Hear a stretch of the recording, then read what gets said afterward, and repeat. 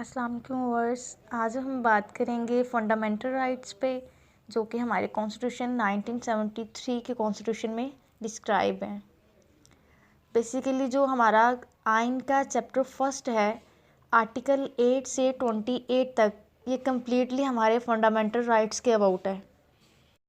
Article 8 के मुताबिक किसी भी ऐसे कस्टम को जो हमारे आइन के इनकंसिस्टेंस है, यानी कि हमारे आइन के मुतज़ाद है, उसको हम कॉन्स्टिट्यूशन नहीं कंसीडर करेंगे। ठीक है, उसको वॉइड किया जाएगा। आर्टिकल 9 कहता है कि सिक्योरिटी ऑफ पर्सन, ठीक है, no person shall be deprived of life और लिबर्टी। किसी भी शख्स को उसकी ज़िंदगी की जो आज़ादी है उससे महरूम नहीं रखा जा सकता। वो जैसा लाइफस्टाइल चाहता है, जैसे लाइफ को स्पेंड करना चाहता है, वो स्पेंड कर सकता है।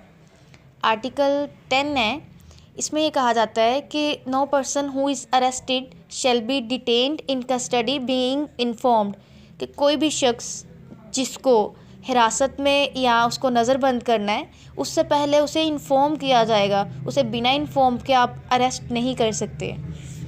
हमारे आर्टिकल 11 की अगर हम बात करें तो आर्टिकल 11 कहता है कि जो हमारे मुल्क में स्लेवरी है और फोर्स लेबर है, किसी भी बंदे को आप ग़ुलाम नहीं बना सकते। ठीक है, और ऐसी लेबर जिसको जबरन जिनसे काम करवाया जाता है वो स्लेवरी में ही कंसीडर की जाती है, तो ऐसी लेबर से भी मना करता है हमारा आइन का आर्टिकल 11।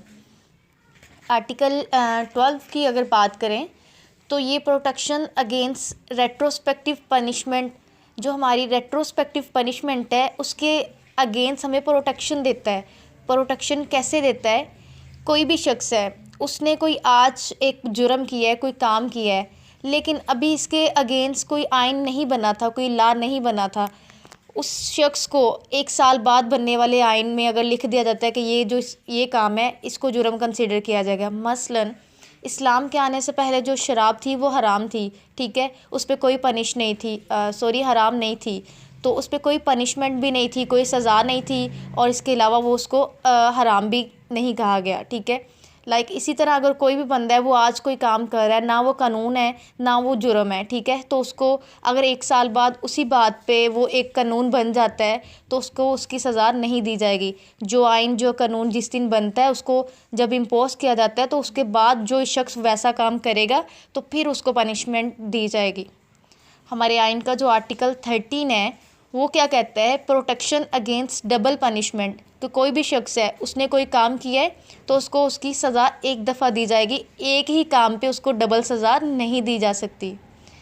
हमारे आइन का आर्टिकल जो 14 है, इसमें ये कहा गया है कि the dignity of man subject to law, ठीक है, कि कोई भी शख्स है उसका जो वक़ार है उसको बरकरार रखा जाएगा। कैसे? कि कोई भी बंदा उसके ख़िलाफ़ कोई केस है तो हमारी जो पुलिस है वो क्या करेगी? उसके अगेंस्ट वारंट लेके जाएगी, उसको इन्फॉर्म करेगी पहले कि आया कि आपके ख़िलाफ़ ये केस है, ये मामला है। ठीक है, ये नहीं है कि वो उस मामले पे उसको वहीं पे सज़ा देना स्टार्ट कर दे, उसको मारना स्टार्ट कर दे, उसके घर में उसको पकड़ने गए और वहीं पे मतलब उसकी सज़ा स्टार्ट होगी। नहीं, ऐसा नहीं होगा। उसका जो वक़ार है, उसकी डिग्निटी है, उसका ख्याल रखा जाएगा कि उसकी फ़ैमिली के सामने, सोसाइटी में जहाँ वो एग्जिस्ट करता है, जहाँ पे वो रह रहा है, उसके सामने उसकी इज़्ज़त को बरकरार रखा जाएगा।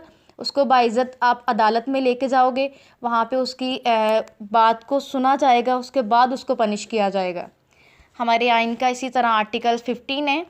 आर्टिकल 15 कहता है फ्रीडम ऑफ मूवमेंट, कि कोई भी शख्स वो पाकिस्तान के किसी भी हिस्से में जाना चाहता है, पंजाब से वो सिंध में, सिंध से KPK में, बलूचिस्तान में, वो जहाँ भी मूव करना चाहता है, कहीं भी घूमना फिरना, वैसे ही कहीं आउटिंग के लिए, हैंग आउट्स के लिए, रहाइश के लिए, रेजिडेंट्स वगैरह के लिए, किसी भी पर्पज़ के लिए वो मूव ऑन कर सकता है। इसी तरह हमारे आइन का जो आर्टिकल 16 है वो ये कहता है फ्रीडम ऑफ असेंबली, कि आप किसी भी जगह पे असेंबल हो सकते हैं, जमा हो सकते हैं, लेकिन किसी भी तरह की गैदरिंग कर सकते हैं, लेकिन वो पीसफुली होनी चाहिए। इस बात की गारंटी हो कि वो पीसफुली होनी चाहिए। ठीक है, आपको अगर जैसे हमारे इज्तिमा वगैरह होते हैं तो वहाँ पे मोस्टली लोग हमारे 9 मई का जो वाक़या है पाकिस्तान में हुआ, तो इसमें जो एहतजाज था वो पूरा अमन नहीं था। ठीक है, आर्टिकल 17 की अगर बात करें तो हमारे आर्टिकल 17 ये कहता है कि जो गवर्नमेंट के जितने भी एम्प्लॉय हैं वो अपनी किसी भी तरह की तंजीम नहीं बना सकते, ठीक है। आर्टिकल 18 की बात करें अगर, तो फ्रीडम ऑफ जो ट्रेड है वो भी हमारे आइन का आर्टिकल 18 हमें देता है कि आप आज़ाद जो ट्रेड है वो कर सकते हैं, बिज़नेस कर सकते हैं, अपना बिज़नेस कर सकते हैं, अदर कंट्री के साथ आप अपने मुल्क में बिज़नेस कर सकते हैं। उसके साथ साथ आप जिस तरह का प्रोफेशन अडोप्ट करना चाहते हैं वो आप कर सकते हैं, किसी तरह की कोई रिस्ट्रिक्शन वगैरह नहीं है। आर्टिकल अगर 19 की बात करें तो आर्टिकल 19 कहता है फ्रीडम ऑफ स्पीच, कि हर बंदे को राइट है कि वो अपने एक्सप्रेशन को एक्सप्रेस कर सकता है, कि जो बात है वो कह सकता है, ठीक है। लेकिन अगर उसकी स्पीच आप मुल्क के डिफेंस के ख़िलाफ़ ना हो, मसलन अगर कोई भी बंदा किसी तरह की कोई स्पीच कर रहा है, कोई तकरीर कर रहा है, तो वो अगर आपके मुल्क के ख़िलाफ़ है तो फिर आप पे वो क्या कहते हैं, किसी तरह का उसका नेगेटिव इम्पैक्ट आ सकता है। सो आप अपने मुल्क के ख़िलाफ़ नहीं बात कर सकते, अदरवाइज़ आपको जो स्पीच का फ्रीडम है वो भी हमारा आर्टिकल आपको प्रोवाइड करता है।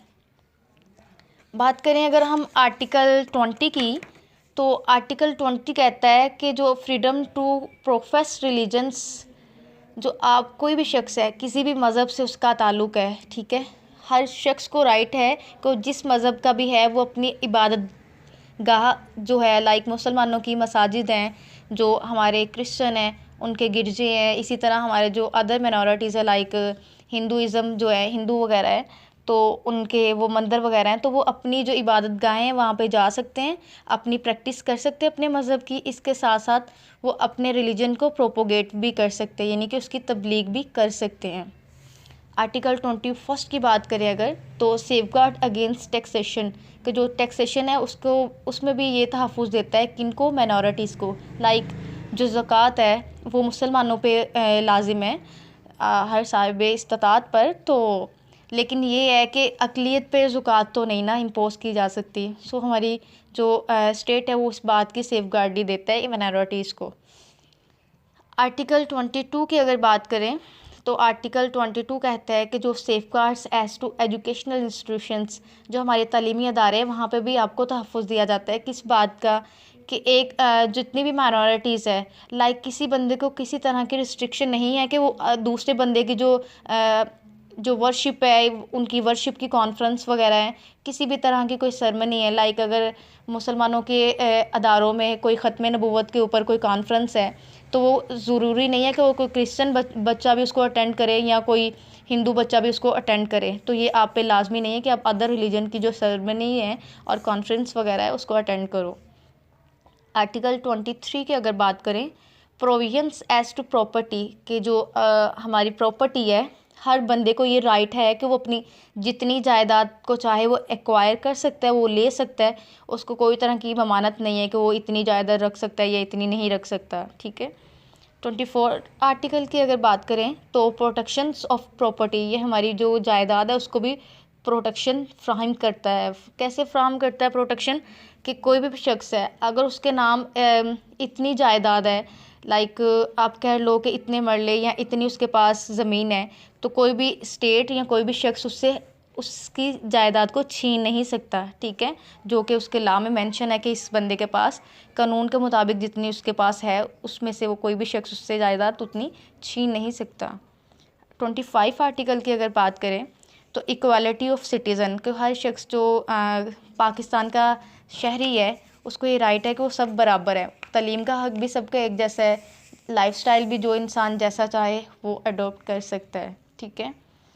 26 आर्टिकल की अगर बात करें, तो no discriminations of public places, जितनी भी पब्लिक प्लेसेस हैं लाइक हॉस्पिटल्स वगैरह है, पार्क वगैरह है, ऐसी जगह जहाँ पे लोग सारे गैदर होते हैं, वहाँ पे किसी तरह की कोई डिस्क्रिमिनेशन नहीं है, किसी इंसान को कोई मज़हब के बिहाफ पे या रंग नस्ल के हिसाब से किसी तरह की कोई डिस्क्रिमिनेशन नहीं है। मसलन ये नहीं है कि कोई एक हॉस्पिटल है वहाँ पे सिर्फ ईसाई जा सकते हैं, क्रिश्चियन लोग जा सकते हैं, मुसलमान वहाँ नहीं जा सकते। लाइक कोई पार्क है वहाँ पे आप किसी को किसी के रंग की वजह से मना कर दो कि आप नहीं बैठ सकते क्योंकि आप कलर में डल हो या ठीक है ब्राइट में कलर में हूँ, ठीक है, इस तरह नहीं हो सकता। और किसी हॉस्पिटल में भी ऐसे ही हर बंदा, हर शहरी को जो सिटीज़न ऑफ पाकिस्तान है उसको पब्लिक प्लेसेस पे सब एक जैसे हैं, ठीक है। 27 आर्टिकल की अगर बात करें तो ये सेफ गार्ड्स अगेंस्ट डिस्क्रिमिनेशंस, यहाँ पे किस बात की डिस्क्रिमिनेशन की ये हमें हिफाजत देता है कि कोई भी बंदा है, चाहे वो मेल है चाहे वो फीमेल है, उसको उसकी क्वालिफ़िकेशन के हिसाब से किसी ओहदे पे अपॉइंट किया जाएगा, ना कि ये देखा जाएगा कि ये मेल है तो ये फ़ीमेल है। ठीक है। लास्ट वन जो हमारा आर्टिकल 28 है फंडामेंटल राइट्स के अबाउट, वो क्या कहता है कि preservation of language script and culture, कि जो हमारा कोई भी शख्स है वो अगर सुबह पंजाब से उसकी बिलोंगिंग है, दूसरे बंदे की केपीके से है, तो हर बंदे को राइट है कि वो अपनी लैंग्वेज को प्रिजर्व कर सकता है, अपने कल्चर को प्रमोट कर सकता है। ज़रूरी नहीं है कि वो किसी दूसरे की लैंग्वेज को अडोप्ट करे, ज़रूरी नहीं है कि किसी दूसरे के कल्चर को अडोप्ट करे। हर बंदा अपनी लैंग्वेज को प्रिजर्व कर सकता है और अपने कल्चर को प्रमोट कर सकता है। Thank you for watching.